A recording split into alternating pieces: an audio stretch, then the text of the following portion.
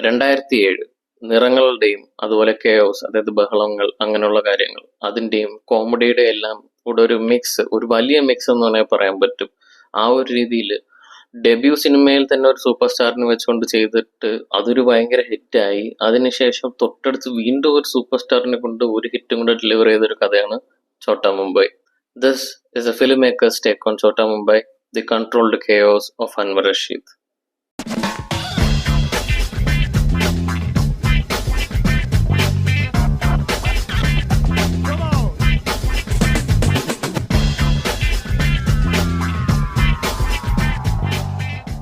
നേരത്തെ പറഞ്ഞ പോലെ ചുമ്മാ മലയാള സിനിമയിലേക്ക് കയറി വന്ന ഒരു വ്യക്തിയല്ല അൻവർ റഷീദ്. മമ്മൂട്ടിയെ നായകനാക്കിക്കൊണ്ട് രാജമാണിക്യം എന്ന സിനിമയിലൂടെ one of the biggest block busters ആണ് പുള്ളി മലയാളം ഇൻഡസ്ട്രിക്ക് നൽകിയത്. ഹിസ് ഫോളോ അപ്പ് അടുത്തത് തന്നെ പുറകെ മോഹൻലാലിനെയും വെച്ചുകൊണ്ട് ചോട്ടാ മുംബൈ. 2 ജയൻസ്, അതും ബാക്ക് ടു ബാക്ക്. ഇത് ജസ്റ്റ് എന്താ പറയുന്നത്, ഒരു ഫ്ലൂക്ക് എന്ന് പറയാൻ പറ്റത്തില്ല. It's actually historic. ഇനി കുറച്ച് ഡീറ്റെയിൽഡ് ആയിട്ട് ഫിലിം മേക്കിംഗ് ആസ്പെക്റ്റിൽ നിന്ന് സംസാരിച്ചു കഴിഞ്ഞാൽ ചോട്ടാ മുംബൈ എന്ന് പറയുന്നത് ഒരു നോർമൽ മാസ് മസാല സിനിമയല്ല. It's actually a comedy built on characters rather than mass punch dialogues. ചുമ്മാ ഡയലോഗിന്റെ ഒരു ഇതിന് വേണ്ടിയിട്ട് മാത്രം ചെയ്തിട്ടുള്ളൊരു സിനിമയല്ല. ഇതിന്റെ റൈറ്റർ ബെനി വളരെ ക്ലിയർ ആയിട്ട് പറഞ്ഞിട്ടുണ്ട്. അതായത് അവർ ഹീറോയിസത്തിന് ഈ സിനിമയിൽ ചേസ് ചെയ്തിട്ടില്ല, അവർ ചേസ് ചെയ്തത് ഫണ്ണിനെയാണ്.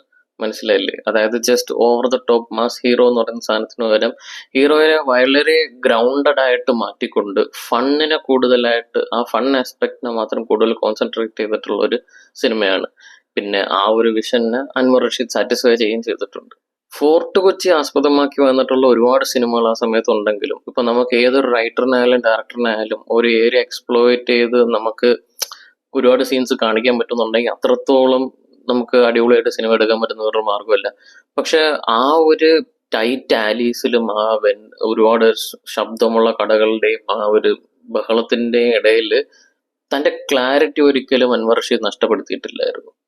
Camera actually moves like it's part of the gang. അതായത് ആ ഒരു കൂട്ടത്തിന്റെ കൂടെ നമ്മളും കൂടെ ട്രാവൽ ചെയ്യുന്ന രീതിയിലാണ് ആ ക്യാമറ ഫുള്ളും പോകുന്നത്. അതുപോലെ സകല ക്ലീശ കാര്യങ്ങളും ബ്രേക്ക് ചെയ്തുകൊണ്ടാണ് ആ സിനിമ തുടങ്ങുന്നത്. അതായത് മടിയനായിട്ടുള്ള നായകൻ, അതിലും അലമ്പായിട്ടുള്ള കൂടെ നടക്കുന്ന ഗ്യാങ് മെമ്പേഴ്സ്, ഈ നമ്മള് എന്താ പറയുന്ന മുള്ളൻ ക്യാരക്ടർ ഉണ്ടല്ലോ, അതൊക്കെ ജസ്റ്റ് പേരിന് വേണ്ടിയിട്ട് മാത്രം ആ ക്യാരക്ടറിനെ അങ്ങനെ ഒന്ന് ഇതാക്കി വെച്ചേക്കുന്നില്ല. പക്ഷെ ആ ക്യാരക്ടർ ത്രൂ ഔട്ട് ആ റോൾ ചെയ്യുമ്പോൾ നമുക്കത് ഫീൽ ചെയ്യാൻ പറ്റും. ആ ക്യാരക്ടറിന് ഐഡന്റിറ്റി ആയിട്ട് തന്നെ അത് മാറിയിട്ടുണ്ട്. ഡെബ്യൂ ആയിരുന്നാൽ പോലും രാഹുൽ രാജും ജാസി ഗിഫ്റ്റും കൂടെ ചേർന്ന് ആ സിനിമയ്ക്ക് തന്ന ആൽബം ഇന്നും വളരെയധികം എന്താണ് ചർച്ച ചെയ്യപ്പെടുന്നതും ആഘോഷിക്കപ്പെടുന്നതുമായ ഒരു ആൽബമായിട്ടാണ് മാറിയിരിക്കുന്നത്. ഇത്രയും ലൗഡും സിനിമാറ്റിക്കലി ഹൈ ആയിട്ട് നിൽക്കുന്ന ഒരു സിനിമയില് സാധാരണ എന്താ ചെയ്യുന്ന വെച്ച് കഴിഞ്ഞാൽ, ഈ വലിയ മാസ് നടന്മാരുണ്ടെന്നുണ്ടെങ്കിൽ അല്ലെങ്കിൽ ഒരു വലിയ സൂപ്പർ സ്റ്റാറിനെ കിട്ടിയാൽ തന്നെ അവർ ഓവർ ഷാഡോ ചെയ്ത് നിൽക്കും. അതായത് പടം മൊത്തം അവരെ കുറിച്ച് മാത്രം തന്നെ ആയിരിക്കും. പക്ഷെ ഇത് എൻറ്റയർലി അങ്ങനെയല്ല. അതായത് എല്ലാവർക്കും അവരുടേതായ സ്പേസ് കൊടുക്കുക, അച്ഛൻ മോൻ തമ്മിലുള്ള റിലേഷൻഷിപ്പ് കൊടുക്കുക. അച്ഛൻ മോൻ തമ്മിലുള്ള സിനിമകൾ നമ്മൾ ഒരുപാട് ലാലേട്ടന്റെ കണ്ടിട്ടുണ്ടായിരിക്കും. നരസിംഹമായാലും സ്പടികമായാലും ഇങ്ങനെ എല്ലാം പല പല രീതിയിലുള്ള സിനിമകളുണ്ടെങ്കിലും ഇത് വേറൊരു ഒരു ഫൺ എലമെന്റിലോട്ടേക്ക്, അതായത് പുള്ളി എന്താ പറയുക, പുള്ളി വിഷമിക്കുന്ന സീൻ പോലും കണ്ടു കഴിഞ്ഞാൽ നമുക്ക് അതിനകത്ത് ഒരു ഫൺ, ഒരു ഹിഡൻ ഫൺ ലെയർ ചെയ്ത് വെച്ചേക്കുന്ന അത്രയും ക്ലാരിറ്റിയോടെയാണ് ആ സിനിമയെ എടുത്തു വെച്ചേക്കുന്നത്. വാസ്കോ എന്ന് പറയുന്ന ക്യാരക്ടറിനെ മോഹൻലാൽ വളരെയധികം മികച്ച രീതിയിലാണ് അണ്ടർപ്ലേ ചെയ്ത് വെച്ചിരിക്കുന്നത്. അതായത് ആ സ്ട്രീറ്റ് സ്വാഗർ എല്ലാം ഉണ്ടെങ്കിലും അതിനകത്തൊരു സോഫ്റ്റ് കോർ നമുക്ക് ഫീൽ ചെയ്യാൻ പറ്റും.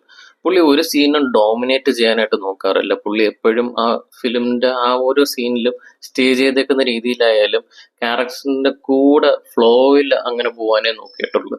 തന്റെ ആദ്യത്തെ 2 സിനിമയിലൂടെ അൻവർ റഷീദ് പ്രൂവ് ചെയ്ത ഒരു ഒറ്റ കാര്യമാണ്, he isn't just lucky. He is a director who understood the mass psyche and cinematic craft, and Chota Mumbai may look wild, but it's a film with tight direction, sharp staging and a whole lot of heart.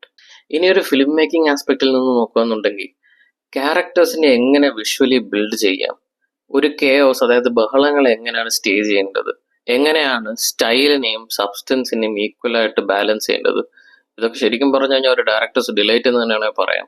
So ചോട്ടാ മുംബൈ തിയേറ്ററിലേക്ക് തിരിച്ചു വന്നിരിക്കുകയാണ്. ഈ വട്ടം എന്താ പറയുന്നത്, എല്ലാവരും പോയി അത് കണ്ട് അതിന്റെ ആ ഒരു കറക്റ്റ് കറക്റ്റ് ഫീൽ കിട്ടാനായിട്ട്, ഈവൻ തോന്നുന്നു നിങ്ങൾക്ക് കാണാൻ പറ്റില്ലെന്നുണ്ടെങ്കിലും വീട്ടിൽ ഇരുന്നായാലും നിങ്ങൾ ആ സിനിമ ഒന്നുകൂടെ ഒന്ന് കണ്ടു നോക്കി കഴിഞ്ഞാൽ, അതായത് വേറൊരു പെർസ്പെക്റ്റീവ് ഒന്ന് കണ്ടു കഴിഞ്ഞാൽ, ഒരു ഡയറക്ടറിന്റെ പെർസ്പെക്റ്റീവ് ഒന്ന് കണ്ടു നോക്കി കഴിഞ്ഞാൽ, ഒരു റൈറ്ററിന്റെ പെർസ്പെക്റ്റീവ് ഒന്ന് കണ്ടു നോക്കി കഴിഞ്ഞാൽ, ശരിക്കും ഇനി നിങ്ങളത് കാണുമ്പോൾ നിങ്ങൾ വേറൊരു രീതിയിലായിരിക്കും ആ സിനിമ കാണുന്നത്. ഒരുപാടൊന്നും ഞാൻ വലിച്ചു നീട്ടുന്നില്ല. ഒരു ഫിലിം മേക്കിംഗ് ആസ്പെക്റ്റിൽ നിന്ന് നിങ്ങൾ ഈ സിനിമയെ കാണാൻ ആഗ്രഹിക്കുന്നവരെന്നുണ്ടെങ്കിൽ നിങ്ങൾക്ക് അടുത്തുള്ള ബുക്ക് ഷോപ്പുകളിൽ പോയി കഴിഞ്ഞാൽ എനിക്ക് തോന്നുന്നു ചോട്ടാമുംബൈയുടെ തിരക്കഥ കിട്ടും. ആ തിരക്കഥ എടുത്തു വെച്ചുകൊണ്ട് നിങ്ങൾ ആ സിനിമ ഒന്നും കൂടെ കണ്ടു കഴിഞ്ഞാൽ എങ്ങനെയാണോ ഒരു കോമഡി മൂവി, അതായത് ഒരു ഹീറോ ഉള്ള ഒരു സൂപ്പർ സ്റ്റാർ ഉള്ള ഒരു കോമഡി മൂവിയെ എങ്ങനെയാണോ എഴുതേണ്ടത്, എങ്ങനെയാണ് ഡയറക്റ്റ് ചെയ്യേണ്ടത്, ആ സീൻസിനെ എങ്ങനെയാണ് സ്റ്റേ ചെയ്യേണ്ടത്, എങ്ങനെയാണ് ബിൽഡ് ചെയ്യേണ്ടത് എന്നുള്ള കാര്യങ്ങൾ നിങ്ങൾക്ക് വ്യക്തമായിട്ട് മനസ്സിലാവും. So take care.